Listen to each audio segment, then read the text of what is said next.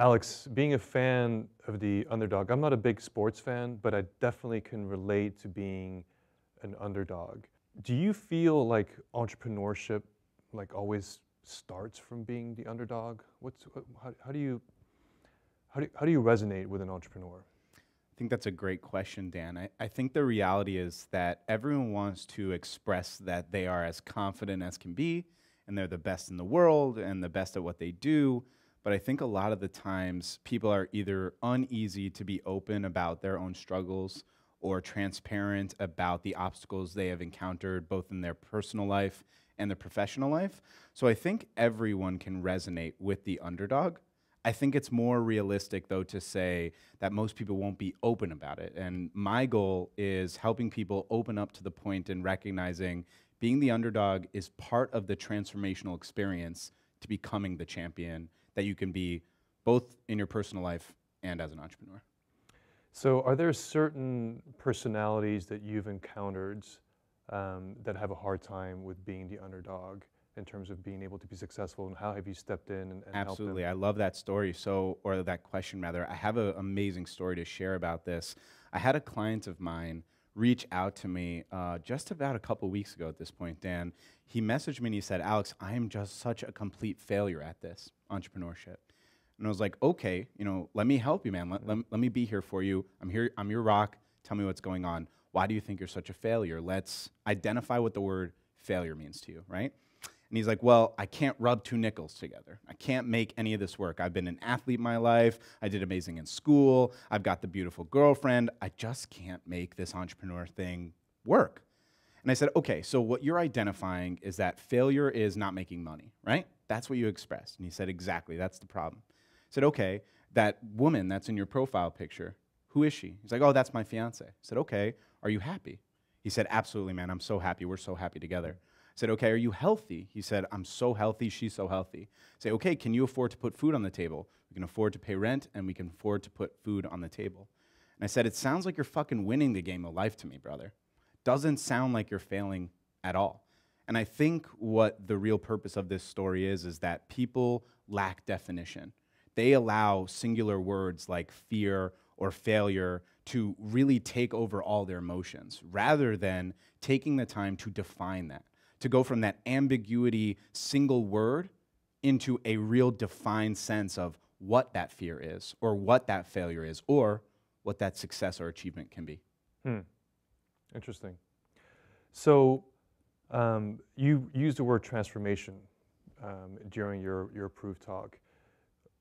Can you share with the audience a little bit about transformation from what to what, in your experience, has been the biggest aha moments? I love that. So one of my favorite little speaking tools that I utilize is this triangle of confidence, arrogance, and doubt. And this is a beautiful transformational expression that anyone listening to this can really utilize in their own life right now. A lot of people, especially in the social media age where you can say whatever you want online and be whoever you are, but really feel different on the inside, this is really powerful. I think a lot of people kind of walk the line between am I being confident or am I being too arrogant? And what I like to express and help people understand is that while you're walking that line, what's really happening is you're creating massive doubt. And doubt is like poison. One drop can spoil the whole thing. So the transformation that I'm looking for people to take is owning your greatness. Just believing in your greatness. Because if you're worried about coming off as arrogant, you're focusing on the wrong thing. Your true intentions, you know that you're the greatest at this. And the more time you spend on those positive affirmations, the better you can become in creating that transformation. And I'll end with this very valuable point. Anyone that's ever played guitar before in their life, they would know and say to you, Dan, that when they started, they might have had their hands bleed a little bit because they had not yet built the callus. And then people come to me of all ages, from 20, 40, 50, and beyond, and they tell me, I don't believe in myself. I'm not capable enough. I'm the underdog, right? And I say to them, how long have you been telling yourself that narrative? How long have you been building the callus in your mind, expressing to yourself that you are not worthy, that you are not capable, that you are not great? Own that greatness, because now, every single day, when you tell yourself how great you are, you can chip away at that callus in your mind. So you're a huge fan of the Miami Dolphins, right? Unfortunately. So I, I, I, if you had an opportunity during halftime right now to walk into the locker and get them going, like in 30 seconds or a minute, what would you say? Wow. What would I say to the Miami Dolphins locker room? I'd say lay it all out on the line. Give everything you've got. I think a lot of people see athletes or people in the media or people that have, massive wealth, that is their only dignifying factor. But it's not. They're human beings just like us. They get concerned and scared and worried about their health. They're scared about their image. They're scared about failure. They're scared about looking stupid on a massive stage. But the reality is all that matters is giving it your best. Part of the reason I am such a massive fan of sports is this archetypal idea of being a warrior, of putting it all on the line, right? Like, I don't quit in anything. Like I said in my proof talk, the most important thing is to give it your best, to put it all on the line and really give it everything you've got. I would share with them this very powerful story. I'm not an athlete whatsoever. When I was younger, I played Little League Baseball. And for some reason, I was the closer on this team. That means the last pitcher to try to win the game. And, I go up there, and we got the batter, and I lose. We lose, right? I throw a strike, he hits it, and we lose the game. Walk off. Maybe 12, 11 years old at this time. I go home, and I'm sitting in my bedroom, and I'm crying. I'm super upset about this. My dad walks in. Obviously, he was at the game. He says, "Alex, why are you crying?" And now I'm angry crying. Dan, like, you know why I'm upset, right? And he's like, "Well, let me ask you something, okay? Did you try to win?" I said, "Of course I tried to win." He said, "Well, what do you think the batter thought?" For the first time in my life, I had considered someone else's point of view.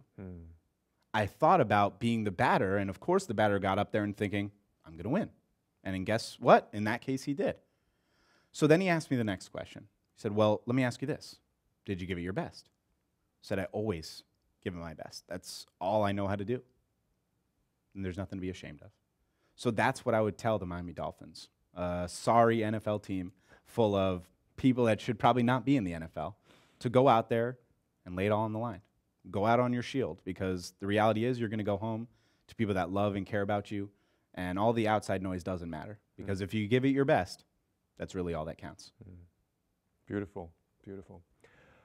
So at the proof, we spend a lot of time talking about the underlying why. Do you in your coaching and in your business, do you touch on that at all with your clients? So I've actually brought you in to do this because I thought it was really powerful hearing you for the first time talk about what we have called the Titanic audit, the idea of what your why really is and what it exemplifies and who you are at your highest self. A lot of this esoteric language that I think gets lost in the idea of like day-to-day activities. Like, I have to pick up diapers for my kids, and I've got to make sure that, the checks and balances are right, and, food's on the table. Like, we kind of lose sight of some of the bigger, grander scheme of things because, frankly, we're not faced with our mortality or morbidity enough to the point that we just get a little bit misconstrued as to what really matters. So I try on a weekly basis to bring it back to at least one bit of esoteric thought, whether it's a meditation, whether it's some sort of gratitude or perspective training, and every once in a while we really dive into the why. And I think the why has a massive concern for most people, that they are worried that they will be creating something that's fake or inauthentic. And what I try to tell people is you don't have to create a why.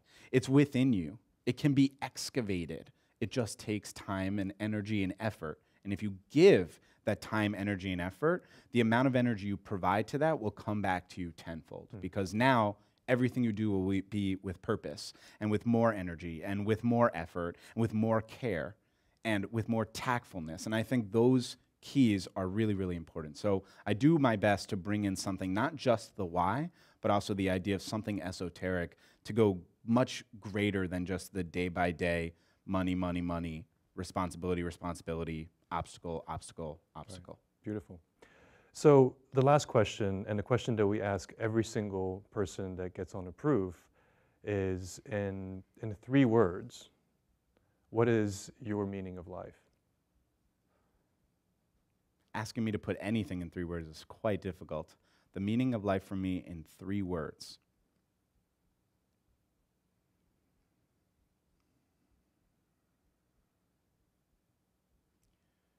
Share your gifts. Share your gifts.